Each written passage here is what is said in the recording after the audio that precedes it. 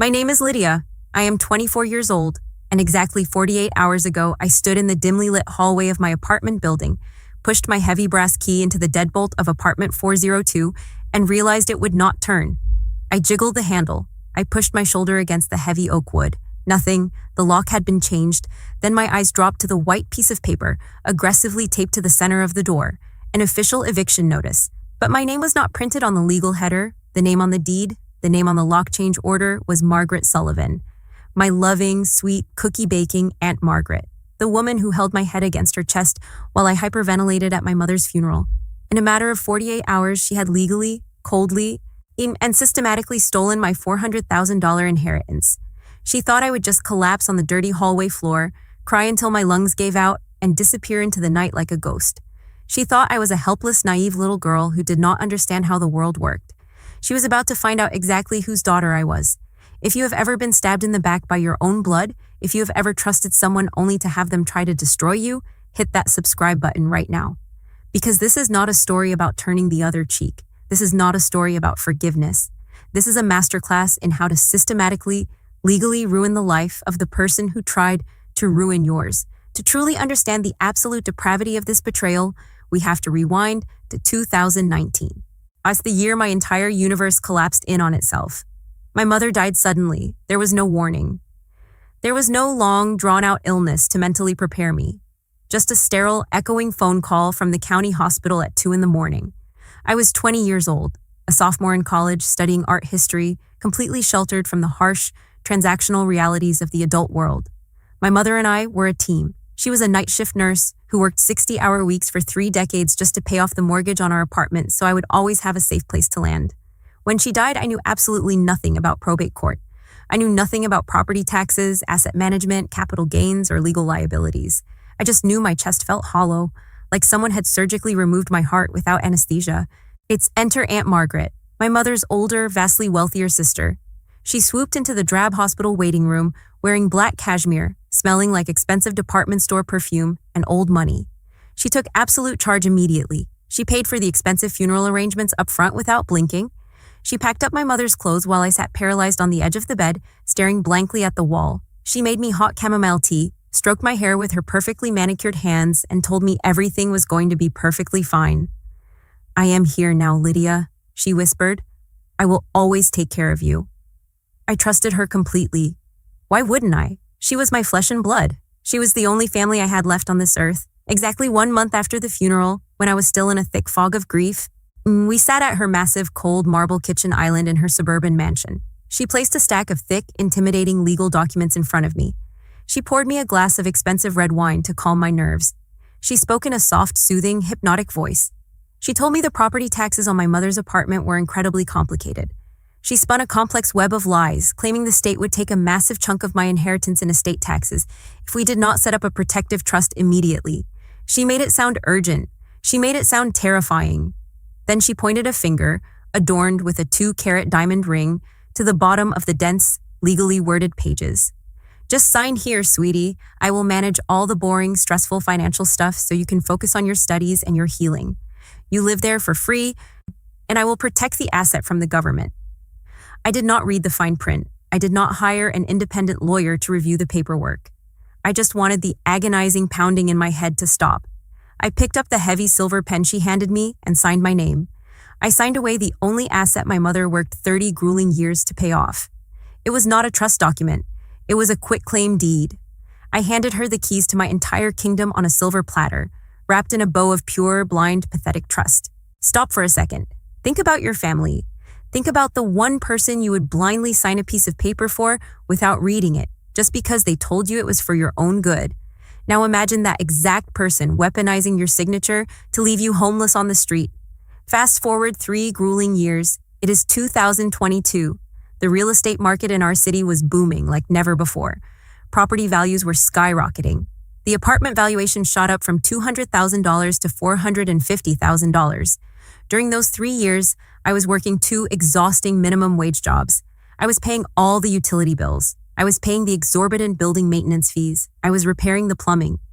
I completely believed the place was mine, and that Margaret was merely holding the paperwork in a secure safety deposit box for safekeeping. Then came the eviction notice. After trying my key and reading that devastating piece of paper in the hallway, the blood drained from my face. My vision blurred.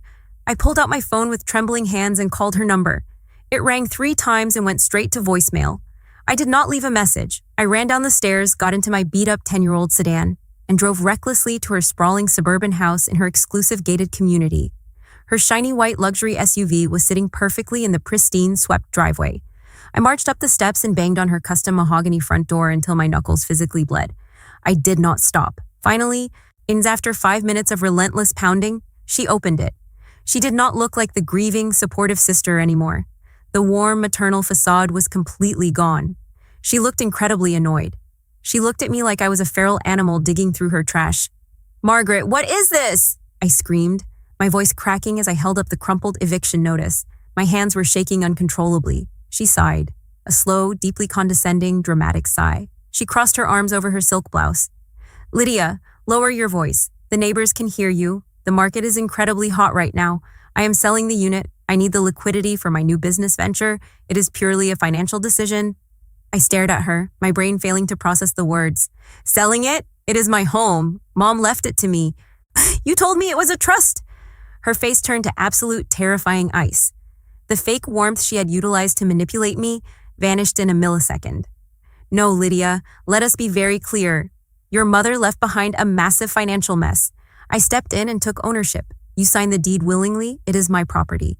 My name is on the title. I let you live there rent-free for 3 years out of the goodness of my heart. Now, it is time for you to grow up, be an adult, and move out. You have exactly 30 days to get your cheap furniture out of my investment property before I have the sheriff remove you." She closed the door in my face. The heavy click of the deadbolt locking sounded like a physical gunshot echoing in my ears. I was left standing on her immaculate sweeping porch with exactly $0 in my savings account and absolutely no legal rights to my own childhood home and a shattered reality. I spent that first night sleeping in the backseat of my freezing car in a 24-hour grocery store parking lot. The temperature dropped to 30 degrees. I wrapped myself in a thin fleece blanket and cried until I physically threw up out the window. I felt stupid. I felt betrayed. I felt like I had failed my mother. But grief and despair are funny things. Eventually, if you let them burn long enough, the sadness evaporates. The tears dry up, and all that is left is pure, highly concentrated, toxic, blinding rage. I realized something crucial that night in my freezing car, staring at the neon grocery store sign. Margaret had the deed. She had the upper hand, she had the money, but she was arrogant, and arrogant people always make one fatal mistake. She did not realize what she had carelessly left behind in the basement of that apartment building. I wiped my face with a rough fast food napkin. I made a promise to myself right then and there. I did not go on social media to scream and cry. I did not text her angry paragraphs calling her names. I did not drive back and slash the tires of her pristine white SUV. That is amateur hour. If you want to destroy a high-level narcissist, you do not use emotion. Emotion is exactly what they expect. You use paper, you use the legal system, you use the federal government, you use their own insatiable greed to build their coffin. Before the 30-day eviction period officially ended, I used my old key fob to get into the building and walk down into the dark, damp storage basement. Margaret thought she was a financial genius. She thought she was untouchable, but she was incredibly, breathtakingly sloppy. During the 3 years she supposedly managed the property, she had used my mother's old, heavy metal filing cabinet down in the basement to store her own overflow business paperwork. She assumed I would never go down there. She assumed I was too stupid, too lazy, and too trusting to ever look through her things. I took a heavy iron crowbar from the maintenance closet and violently smashed the cheap brass lock off the cabinet. The metal snapped. I pulled open the heavy drawers. Inside, I hit the absolute motherlode. I found 7 years of tax returns, corporate bank statements, commercial loan applications, real estate portfolios. I spent 3 days sitting on that dusty concrete basement floor, reading every single page. I cross-referenced every number.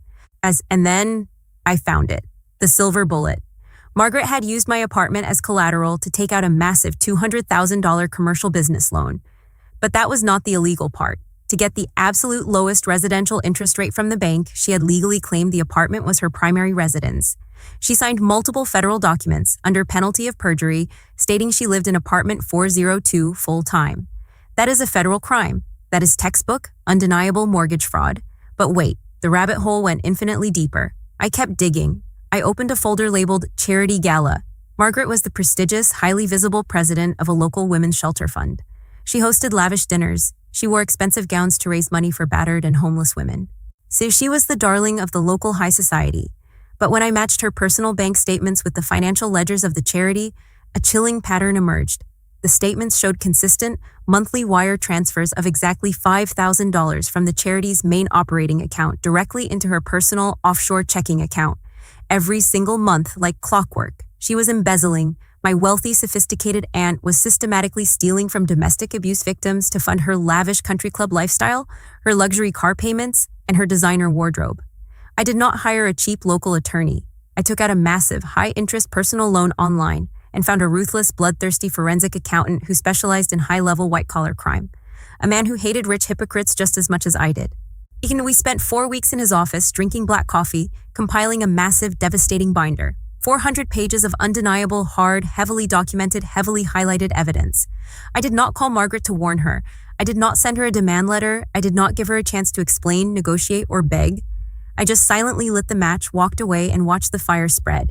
I anonymously mailed high-quality, beautifully bound copies of the embezzlement evidence to every single member of the board of directors of her charity. I sent copies to the local investigative journalists. I sent copies to the husbands of the women at her exclusive country club. Within exactly 48 hours, the explosion happened. She was publicly and humiliatingly ousted from her position as president. The local newspaper ran a front-page story about the missing funds. Her high society friends immediately blocked her number. Her pristine, carefully cultivated reputation was instantly vaporized into ash. I submitted the massive stack of mortgage fraud documents and the embezzlement proof directly to the Internal Revenue Service whistleblower program and the FBI white-collar crime division. The IRS does not play games. When the federal government does not care about your excuses or your designer clothes, when they see a paper trail of massive tax evasion and fraud, they strike like a drone. They froze every single one of her personal bank accounts. They froze her corporate credit cards. They put a massive federal tax lien on her precious suburban mansion. Within days, she could not buy a single cup of coffee without the federal government tracking it. The checkmate. Because all her liquid assets were frozen by the federal government, she immediately defaulted on the $200,000 business loan she took out against my apartment. The bank aggressively moved to foreclose on the property. But this is exactly where my lawyer stepped in with surgical, lethal precision. We filed an emergency injunction in state court, presenting overwhelming, undocumented evidence that the original quitclaim deed was signed under heavily fraudulent and coercive circumstances. We proved she manipulated a grieving 20-year-old. It took 14 grueling, agonizing months of legal battles. 14 months of Margaret sitting in a freezing, fluorescent-lit courtroom. She was no longer wearing black cashmere. She was wearing cheap, off-brand clothes because she could not afford her designer labels or her expensive hair appointments anymore. Her roots were completely gray. Her face was gaunt, aged by stress and panic. She tried to cry on the witness stand. She tried to play the helpless victim, crying to the judge that she was just a confused, overwhelmed older woman trying to help her poor, orphaned niece. The judge did not care. The forensic paper trail did not care. The prosecuting attorney tore her apart on cross-examination. In the end, the judge slammed the gavel and delivered the final blow. The court completely and permanently voided the quitclaim deed, ruling it fraudulent. Absolute ownership of the apartment reverted entirely back to me, free and clear of her illegal commercial loan. Margaret was ordered to pay my exorbitant legal fees in full, but she could not pay them because the federal government permanently seized her sprawling suburban house and auctioned it off to pay back the hundreds of thousands of dollars she embezzled from the charity, plus massive, crippling IRS penalties. She lost her home. She lost her friends. She lost her freedom. Today is Tuesday. I am 24 years old now. I am sitting on the sunlit balcony of my $400,000 apartment. I am drinking a cup of hot chamomile tea, the exact same kind of tea she made me the night she plotted to ruin my life. I had every single lock in the building changed. I updated the deed. The apartment is legally, permanently, undeniably mine. Yesterday afternoon, I drove my beat-up sedan past a cheap, run-down strip mall on the far, depressing edge of town. Out of the corner of my eye, I saw Margaret. She was walking out of a cheap discount grocery store, carrying thin plastic bags. She looked 20 years older. She looked deeply exhausted. She looked completely broken, shuffling her feet as she stepped onto a public city bus because her beautiful white luxury SUV had been repossessed by the bank over a year ago. I did not honk the horn. I did not roll down the window to scream at her or gloat. I did not wave. As I just smiled softly to myself, took a deep breath of fresh air, turned up the radio, and drove back to the beautiful, warm home she tried to steal from me. They always say blood is thicker than water. But let me tell you a secret. Revenge? Cold, calculated, perfectly executed, legally binding financial revenge? That is the sweetest, most intoxicating drink of all. Tell me in the comments down below, what is the most brutal, unforgivable betrayal you have ever experienced from a toxic family member, and exactly how did you get your revenge? Let us talk about it in the comments. I read every single one.